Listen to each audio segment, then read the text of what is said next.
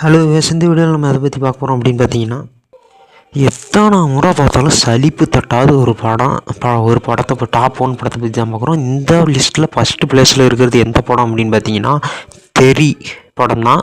அதாவது actor Vijay Atlee direct பண்ண தெறி படம் தான். இந்த படத்தை பற்றி சொல்லணுன்னா, செம்மையான ஒரு மூவி. ஒரு நல்ல எல்லாருக்கும் புரிகிற மாதிரி ஒரு நல்ல சாஃப்டான ஒரு இதில்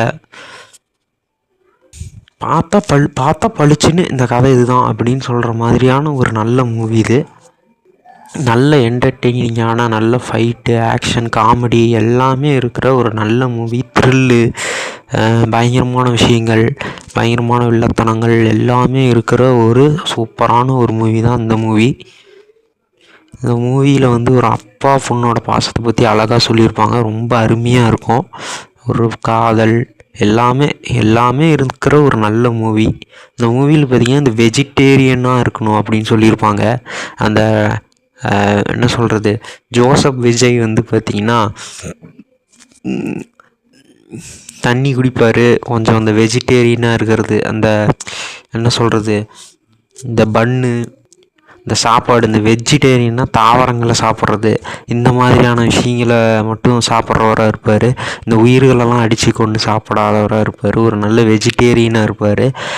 அப்படியே அழகாக அந்த மாதிரியான ஒரு விஷயங்கள்லாம் வச்சு ரொம்ப அற்புதமாக, ரொம்ப நல்லா, ரொம்ப கமர்ஷியலாக பார்க்குற ஒவ்வொரு சீனும் அவ்வளோ வியப்பாக இருக்கிற மாதிரி அழகாக எடிட் பண்ணி சூப்பரான ஒரு மியூசிக் ஒன்று ஓடி இருக்கும்.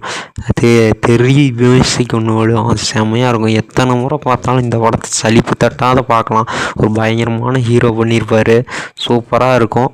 அவரே சூப்பராக காமெடி பண்ணியிருப்பார். செம்மையான ஒரு படம். மிஸ் பண்ணாமல் பாருங்கள். யாராவது பார்க்கலன்னா பார்க்கலாம். பாய். ஆக்சுவலாக படமே பார்க்கக்கூடாதுன்னு சொல்லுவாங்க. நிறைய பொருள் செலவாகுது, நிறைய மனுஷங்க, நிறைய ப்ராப்ளம்ஸ் இருக்குது படத்தில். என்ன சொல்கிறது, நிறைய பொருள் செலவெல்லாம் ஆகுது. அவங்க ஆக்டிங் பண்ணுற விதம், நிறைய வன்முறையெல்லாம் அவங்க பண்ண வேண்டியது இருக்குது. நிறைய ஆபாசமான விஷயங்கள்லாம் நடிக்க வேண்டியது, அதெல்லாம் ரொம்ப கஷ்டம். அவங்க தான் அவங்க முகத்தை காட்டினதுனால அவங்க தான் தொடர்ந்து நடித்தாங்கன்னா அவங்க லீவ் பண்ண முடியாது. வெளியே போகிறது ரொம்ப கஷ்டமாக இருக்கும். அதனால் என்ன சொல்கிறது, படமே பார்க்காதீங்க. அதான் சொல்ல வந்தேன். இந்த படம் நாடகம்லாம் பார்க்காதீங்க. அதேமாரி ஏதாவது ஒரு படம் பார்க்கணுன்னு நினச்சிங்கன்னா தெறி படம் பாருங்கள். பாய்.